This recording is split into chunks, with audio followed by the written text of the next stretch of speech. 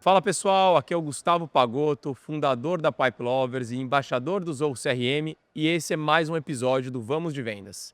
Um podcast para você que quer levar o nível da sua operação comercial para um outro patamar. Por isso que aqui toda semana a gente traz convidados com super conhecimento de vendas para que você possa aprender com a gente e aplicar aí dentro da sua empresa. Toda semana, você já sabe, tem um novo episódio aí nas principais plataformas de podcast. Então, hoje, mais uma vez, a gente está aqui no CRM Summit edição 2025, em Florianópolis, e temos dois convidados internacionais. Hoje a gente vai falar aqui um pouquinho sobre como retenção é a nova aquisição de clientes. Mas antes disso, não deixa de favoritar a gente aí nas principais plataformas de podcast e também não deixa de seguir a gente, @Zoho Brasil, @Vamos de Vendas Podcast, e também me segue lá, @GuPagoto. Combinado?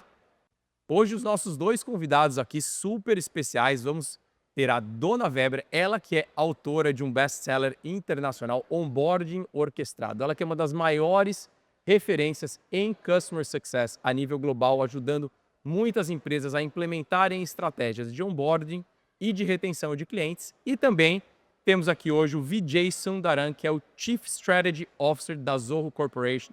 Ele que está baseado lá nos Estados Unidos, tem uma carreira empreendedora e já está há mais de 10 anos ajudando a Zoho a definir as suas estratégias de go-to-market global.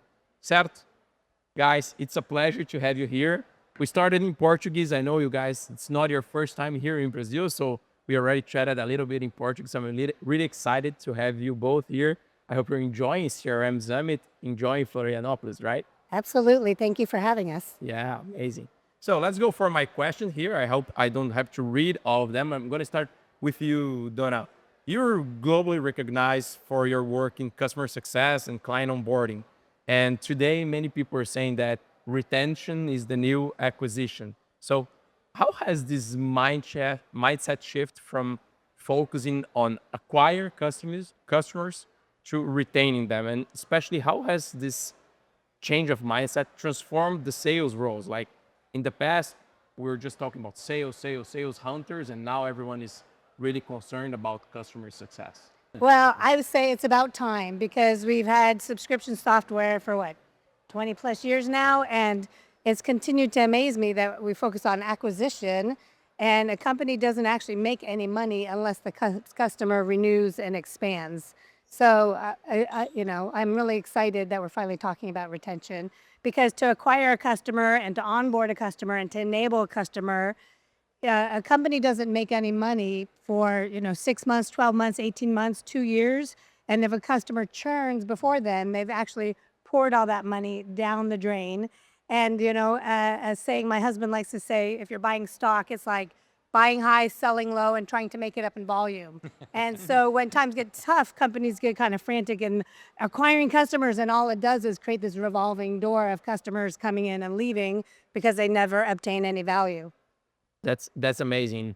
I had a chance to work in some US companies, and when we talk about SaaS and technology, especially here in Brazil, people are really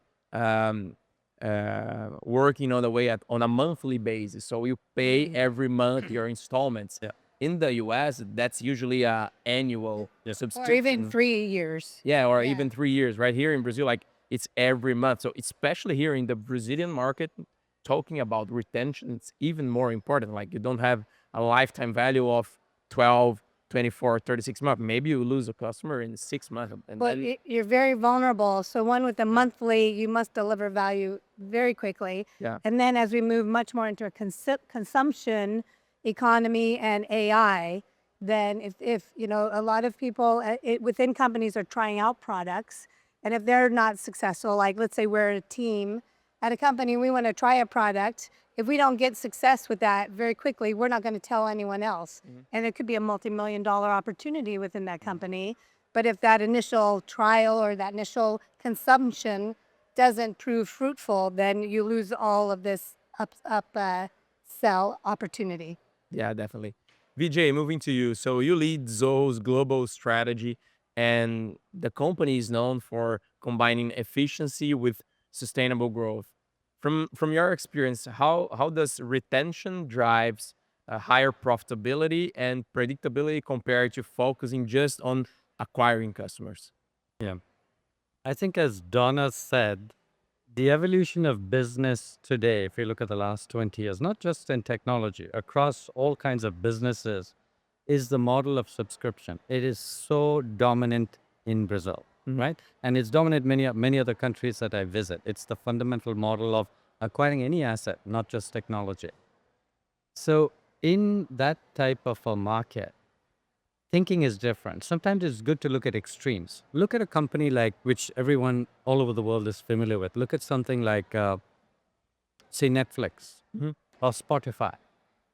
And 95% of their business is retention, right? So every one of their strategies has to be a retention strategy because the acquisition part is a very small part of it, right? So sometimes you look at the extreme to understand things that are not so extreme. If you look at companies like us in technology, and Donna probably has these facts better than I do, around, on average, mature companies have about 80% or so of their revenue coming from subscriptions. And as you get more mature, it's higher. So in a sense, you're talking about predictability. If you have command over 80% of your business, that is 80% of your predictability, right? So in a sense, the focus goes there. Yeah, that's really interesting. I teach in a business school here in Brazil, and I to like small entrepreneurs, and all the time they're talking to me. I want to implement sales development. I want to implement new ways of bringing new leads. So, okay, but how do you manage your accounts? Like, how do you have customer success? Do you have account manager? Do you have onboarding teams? No, we're just trying to grow. Yeah, like the money, like 80% or more, most of the cases is on your customer base, and from that probably you're getting more referral leads and etc. So that's something which is kind of obvious, but so most people don't pay attention to that. Coming back to you, Donna, many companies believe that in the landscape where customer acquisition costs, they keep rising, so costs of investing in media especially, what do companies still fail to realize about the financial impact of retention strategy? And what are the data or the key metrics that clearly demonstrates that it's more profitable in the long run to invest in the customer base than just trying to bring more customers in? So I talk about the customer success bow tie, which has the sales funnel on the left, but it's on its side. And you start with multitudes of leads and prospects, and you convert them. And on that side of the journey, we've had a lot more data. You know, yesterday you were talking about Salesforce automation. CRMs have been around, marketing automation. You know, those are all these transformational technologies where we've learned how to really, deliver the right content to the right user at the right time, and to measure the impact. So we've done that, and we have a lot more experience with those numbers. And then on the right side of that bow tie is the customer journey, where you start small, but there's this huge expansion because as your customers stay with you and they keep paying and then they expand and then they refer you, there's this huge expansion on the right side. But we're still in the early stages, so we don't have all that data. And a lot of the customer journeys are more ad hoc. So teams are not, unfortunately, working together to deliver the right content to the right user at the right time. And, we often think about the customer as the company. Oh, great, we've got an account. That account has a logo. But within that account, there's, tens or hundreds or thousands or tens of thousands of people. And each of those people are individual personas who need to help them, they need help accomplishing a job. And so we need to get much more specific about the data for that journey and get all those teams working together. They're still quite siloed. Yeah, and that's like, I always think about the customer journey is pretty much like a party.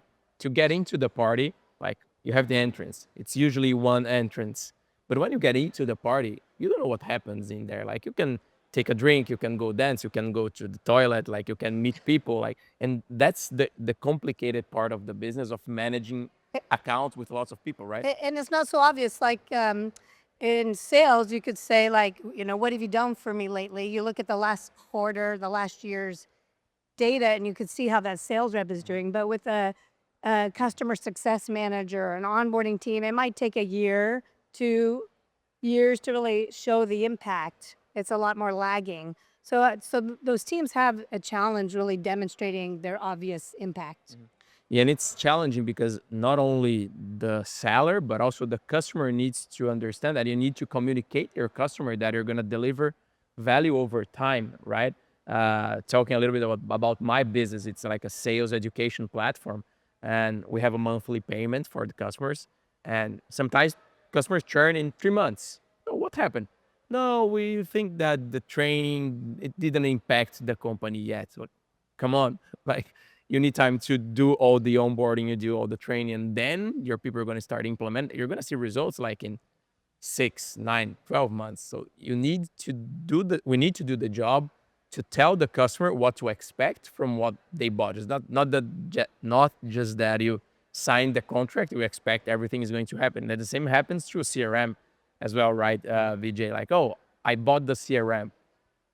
My company is not structured. Yeah, you just sign the check. Like you need to implement that and people need to use. Well, And that's the complicated part of but managing customers. I like to use the gym analogy. Just because you join the gym does not mean any value has been delivered. You have to show up. You have to sign up for classes. You have to sweat. You have to, have pain in your body.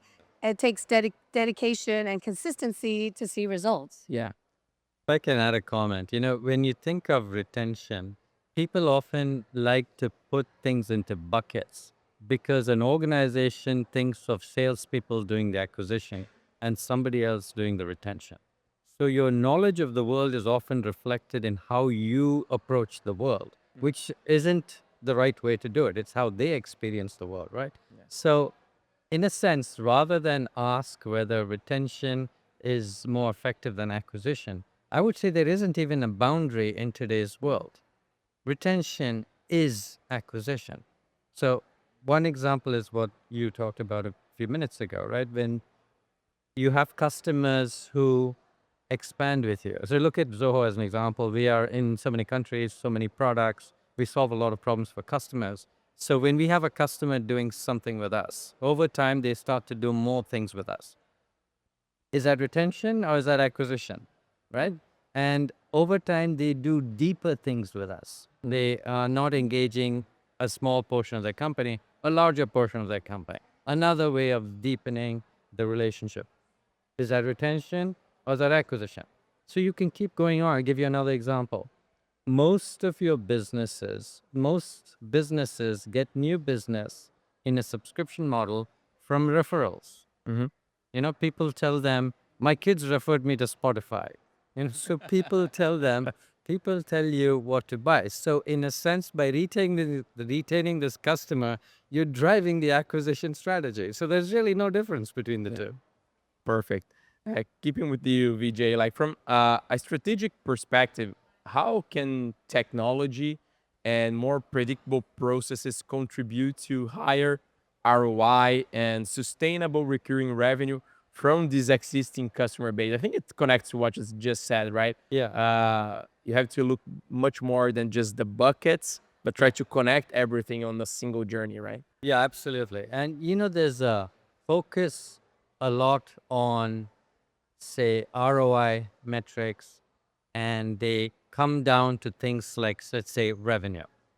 And in a business that's looking at the long term, that's a bit short-sighted, right? So when you're looking at the kinds of metrics you track, people like to put things down that they can count because it's easy to explain. It's easy. They need to tell their boss. Yeah, you right? tell the boss, you need to tell the stock market. So it's easy to put down, oh, churn, it's revenue, and then just come work on that. Right? But when you're looking at metrics in how your business is performing, you start looking at depth of engagement. You start looking at, and here's where tools like a CRM can come into play, right? You use an application, you start to see if people are using the application more often.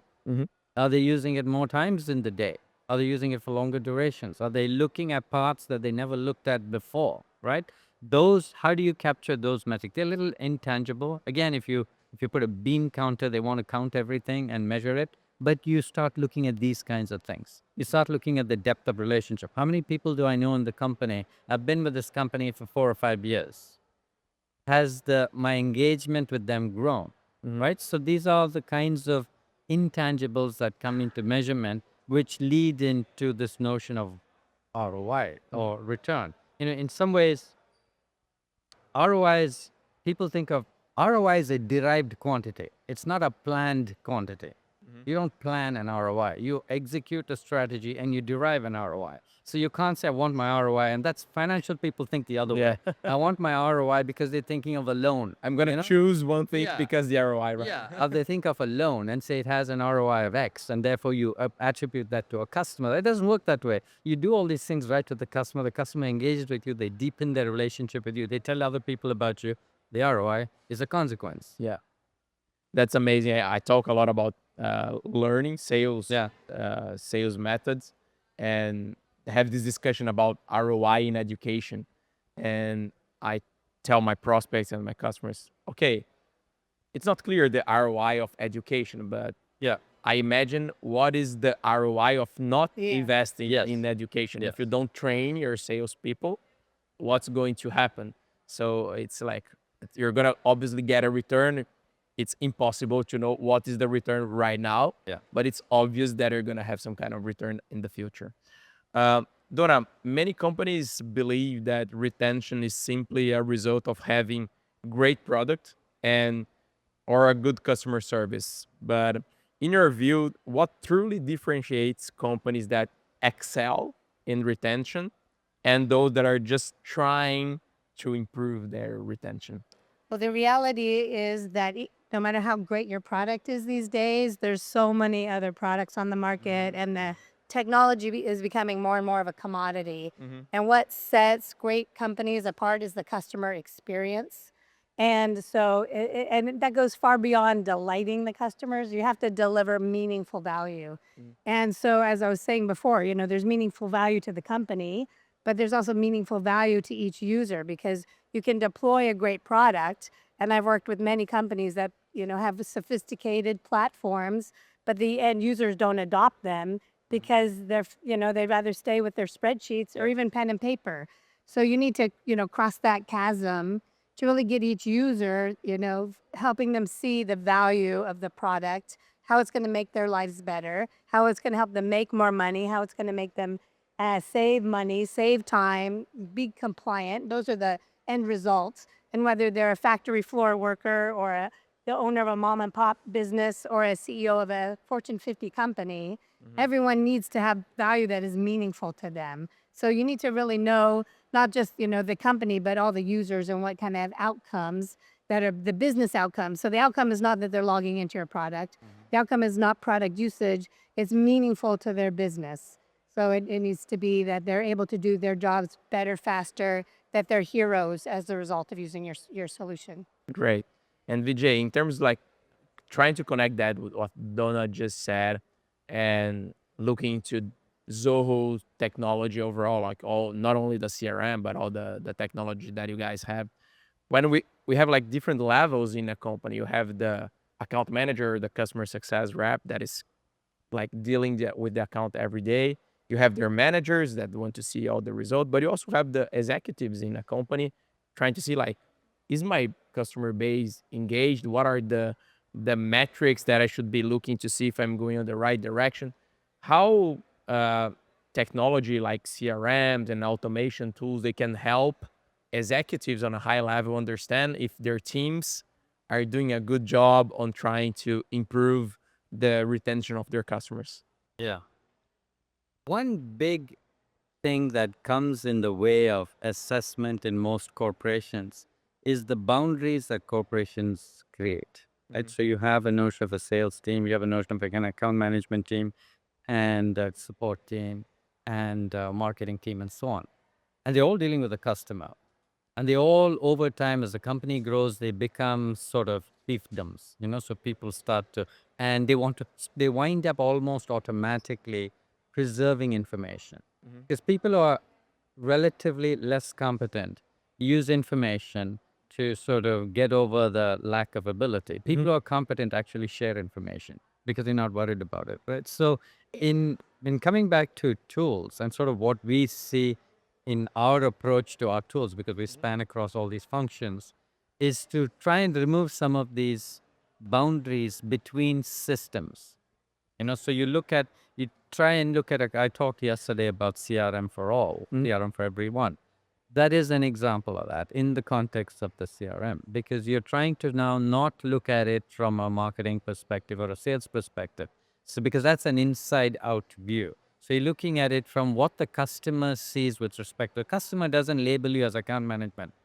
In our case, you're Zoho. Yeah. And I have to be responsible for that, whether it is any function in the company. And not just me as an executive, you can expect that. But everybody in the company has to act that way. Even an account manager, a support person can't say, I don't know, that's a product problem, right? So in a sense, our measurement of these things have to basically, the first part of measurement is not to come up with the numbers and fix it in an area, is to actually allow information to spread across all of these systems, and then look at things like your churn or other metrics, because now you're actually seeing across the entire system. So that's broadly the approach that we take, rather than nail something and then track it as 2.1 better than 2.2. In that's almost meaningless when you actually are not capturing some information where it's actually maybe 5.4, but you didn't even know that. You remind me, I worked with a company in the UK last year. Yeah. And they were very siloed, and it was all fiefdoms. And the customer success team had the net promoter score. They had, it's like, really high. It was like 97%. And they were sharing that and promoting that internally.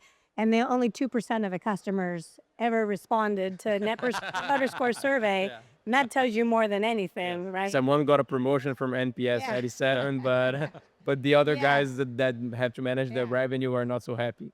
Well, I also have some data from a recent study that just came out. And they said that stronger tech stacks correlate with stronger NRR. And specifically with the CRM, companies that have CRMs have a 98.5% NRR, and those without have a 90% NRR. So that really correlates, that having that information and shared across the teams really correlates with higher NRR. Thank you. Yeah. Yeah, so that's really interesting to see like how when we can have the data integrated, like all the different systems and that available to the teams, it make it much easier for people to make right decisions. In that sense of the silos, someone was really engaged in having the NPS survey and having the best results, but probably not doing the great job of communicating that to the customer base and etc. Right? See, I'll make another point. One thing in the role of technology in evaluating how customers are doing is when you start interconnecting information, you're almost transposing how you look at the problem. You're not saying, here's a metric, and I'm going to put all the systems to track the metric. You're saying, I'm going to connect all this information and let me see what metric emerges that might be a better predictor of something, of say churn, for example, or customer longevity. So what is a better predictor? So you start looking at it. For instance, it might be extent of use. So if you connect these systems and you start to see what you're tracking, you find out that people are using your product. A vast segment of people in this industry are using your product less and less. They're every day. They're paying you money. So there's no. You're not seeing your revenue go down. They're not churning, but they're actually starting to use less of your product. That's an early indicator. And you will never. The finance guy would never have captured that. Yeah. Right. So in a sense, when you open up these systems and you allow people to look at it, you allow metrics to emerge, because somebody will look at that pattern and then say, this is what we should be tracking. It's a better predictor than this other number that we've been doing to the second decimal place. And more important of that, and you talk about of that in your book a lot, Donna, like you have the data, but you have to do something to change the pattern, right? On the book, you talk about, especially on the onboarding, right? Like you have to deliver value as much faster as you can, right? So if the company can have access to the data and see what are the behavior or the usage or whatever it is, so that's where the teams, the customer success teams or sales teams or account management teams, they have to work on, right? Yeah, so let's say we look at product usage data, but what correlates the areas of the product that people are using, what correlates to renewals, adoption, expansion, referrals, and driving customers to those. So we don't hope that they adopt the product. We really, create a very curated journey to ensure that happens. Yeah, perfect. So we talked about here like how the retention is part of the corporate strategy, but still most companies think that preventing churn is a mission of customer success teams, right? Donna, why in practice, like this is like a shared mission across sales, marketing, product support, like everyone in the company, and most important than that, in the cases of customers or companies that how the most successful companies that have been able to change that in the organizations, like it's not a customer success mission, it's like the goal of the company is to keep these customers here. Yeah. Well, what I see are those companies that are doing a better job at that. The sales reps don't get any compensation, or they don't get all their compensation until a customer has been fully onboarded, or they've stuck around for 6 months or reached some value milestone, so that they're not truly hunters anymore. They will create an ideal customer or ideal client profile, so that they're not just trying to hit their quarterly numbers. They're looking to sell to customers who will be more easily onboarded and who will stick around and buy more. And then they're also moving from monolithic deployment. So in the world of B2B SaaS, the implementations can take weeks, months, sometimes even years. And so rather than moving from this monolithic deployments where customers are paying, but they're just sitting around wondering and hoping to obtain some value, they can get some, like, we need to be much more agile and iterative. Like we build software in an agile iterative sprints. How can we deploy a product in sprints, and every sprint the customers are obtaining some meaningful value? So deploying one specific part of the product and creating a whole value journey. And so therefore onboarding teams and implementation teams aren't like, oh, we only deal with new customers and we're done and we'll see ya, but maybe customers keep coming back to them. We were talking about that with some of the folks earlier this week about, they keep coming back and they implement, the next product or the next team, and it becomes an ongoing relationship. Great. Like there was a company here we are in the south of Brazil right now. There is a company in the city close here, and they said when they had every meeting in the company, they have the chair, and they had like Amazon does that. yeah, and they have the chair of the customer, but they also have like this like there's a puppet. This is the customer. Like, let's ask him what do they think about what we're deciding here, about this marketing campaign, about this product sprint. Like, let's ask the customer, and then yeah, maybe he doesn't like that. Let's change it. But they really had the puppet. And Vijay, looking at the sales management standpoint on this subject, a lot of people come for Zoho looking for automation, for all the technology. But what have you seen in companies like customers or that are connecting with Zoho, the main mistakes that happen when they're trying to do a lot of automation around retention and they forget about the people side? Okay, that's a great question. Let me just come back a bit to the metrics Okay. part that you were talking.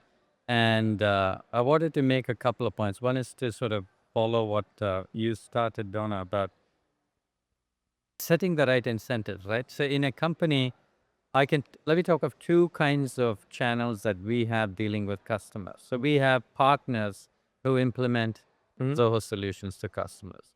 And then you have account managers whose job is that so-called retention, right? And typically those teams are compensated based on revenue.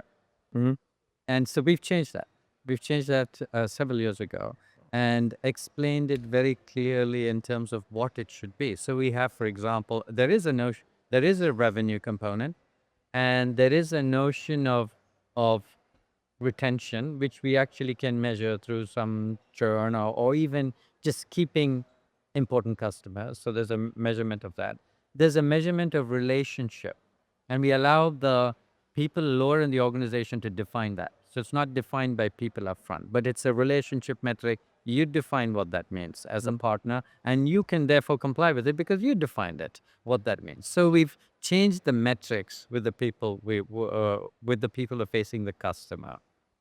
Another example, you talked about churn, and I tend to have, with my experience in technology for such a long time, I tend not to value too much these very tight metrics. But there is a value, there is place for these things, right? So when you look at something like a churn, I'll tell you where it applies to our business.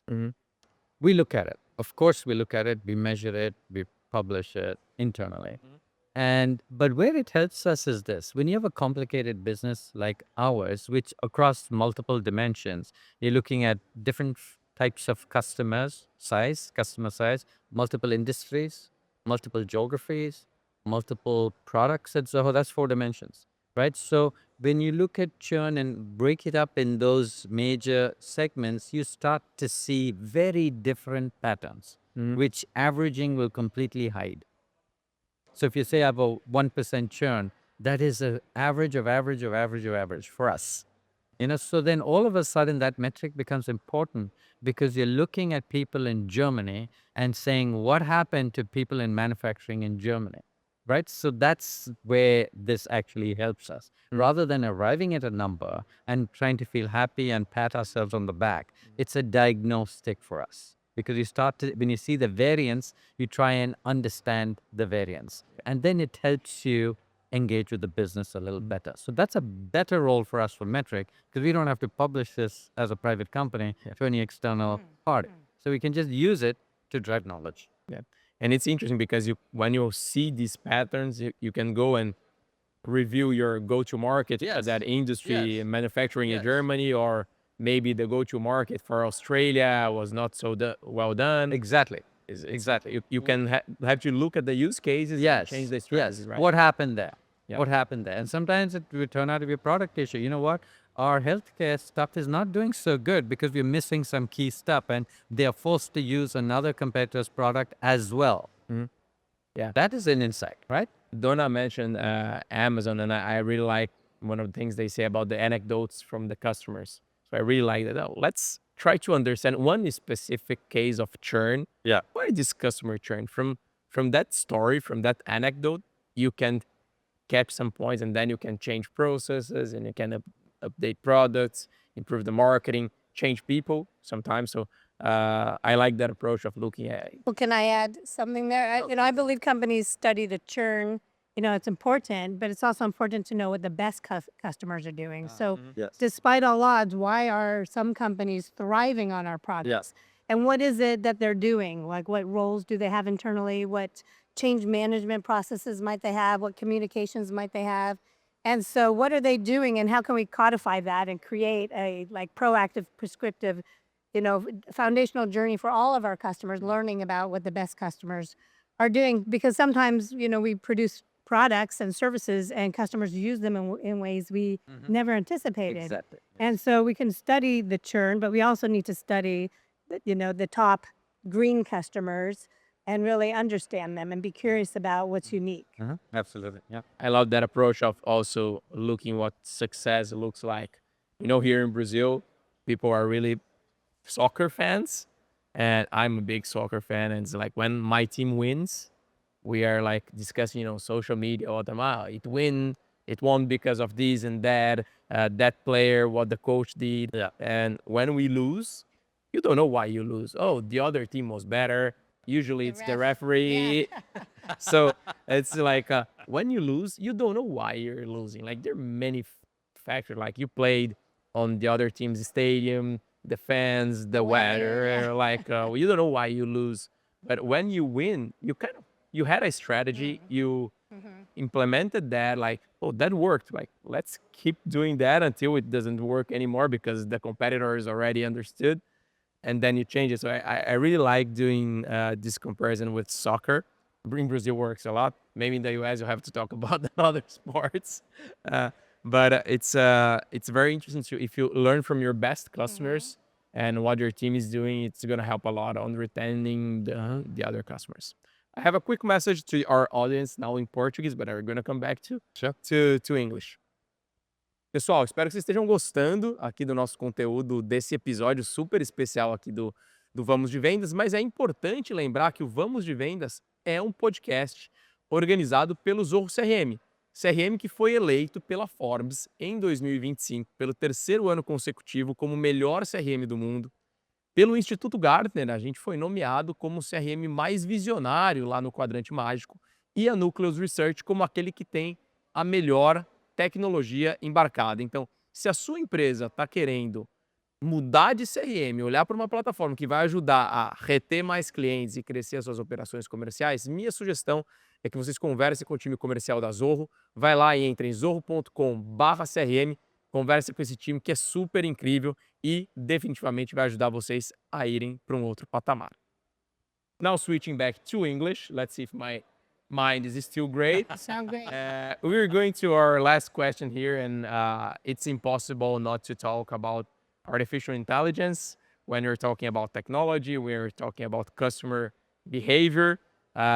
It was amazing here in the CRM Summit, the opening of the event yesterday. We were listening to Zia like speaking, and it's like everyone is talking about AI.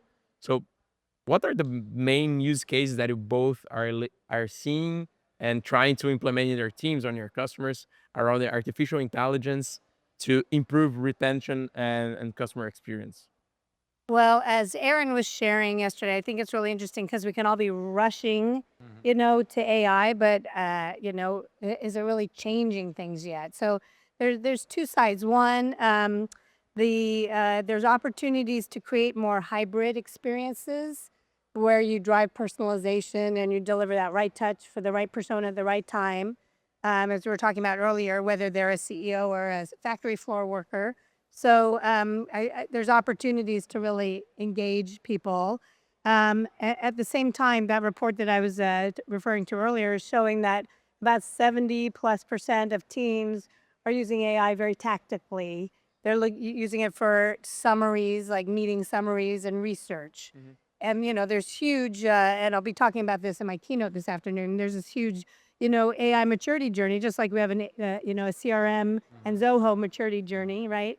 There's an AI maturity journey of being, proactive, of pulling out predictive insights, building, dashboards, about pulling out a lot of those, more subtle data that we were talking about, and really unifying and orchestrating the customer experience. So there's a lot there's this huge there's a lot of promise. There's a lot of that we're being kind of sold the dream right A now. lot of smoke around. Yeah. But the reality is, I think there's a lot of experimentation going on, and companies that don't start experimenting now are going to be left behind. Yeah, you have to Yeah. start until get better, Yeah, right? yeah. And as Aaron insightfully shared, everyone's got AI. So yes, it's giving you an advantage, but it's giving everyone an advantage. So if all you're focusing on is your AI, and but not delivering a great customer experience and delivering meaningful value, you're gonna get left behind there. Right. What is your perspective on that, DJ? Uh, let me give you some actual examples of how you can look at AI helping in the retention process. We're doing some of this. So it's actually where your question made me think a bit more. I give you, so you think of what we know about any customer.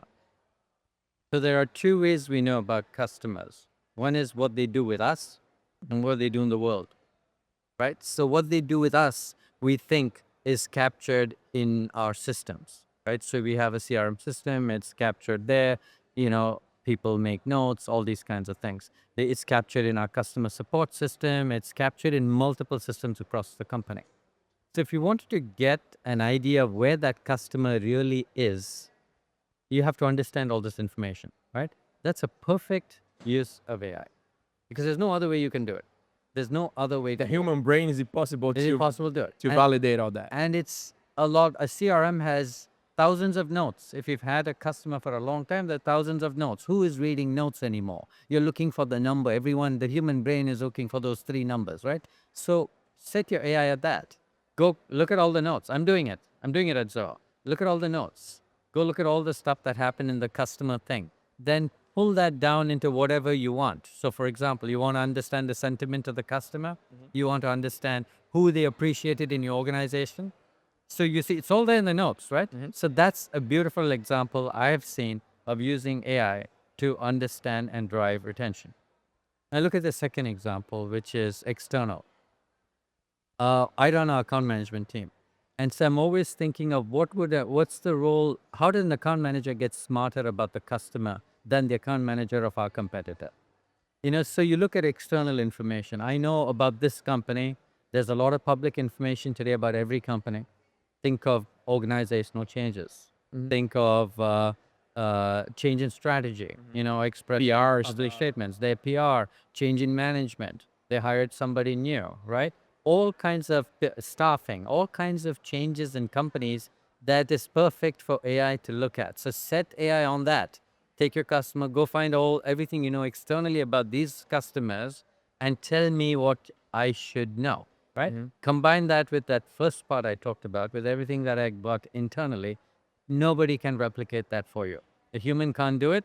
Anyone else having AI can't do it unless they do exactly, there's an approach to this that is not easily replicable, right? So now you're using AI in a way that you've thought about it.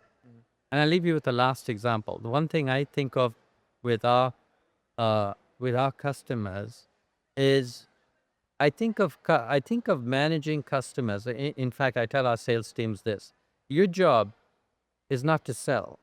Your job is to understand the customer's risk and reduce it. Okay, so in a way, that's AI can do that because your risk is now nebulous. It's not a measurable quantity, right? It's in some ways it's customer satisfaction. In some other ways, it's how it's external. I talked about external. There's nothing you can do. It's an external threat. So how do you evaluate the risk with a particular customer and what AI can play in that? I don't know the answers, but I know where to look. And that's where I think we'll be using these kinds of technologies. That's amazing, guys. I'm really happy and sad at the same time. Happy that we came here. We had all this conversation with you. I'm sad that we're at the end of this episode. But I want to thank you both for sharing your experience being here in Brazil, coming to deliver content for Zoho customers and future customers, partners, and all the ecosystems. I'm really happy to have you both on this podcast. And I want to leave you for last messages for our Brazilian audience here. Yeah, absolutely. It's beyond acquiring customers. It's how you're going to keep them, how you're going to grow them, how you're going to know them, how you pull your teams together, how you pull your technology and your data together to really deliver that ideal experience. Thank you, Gustavo, and thank you, Donna. It's fun to be here.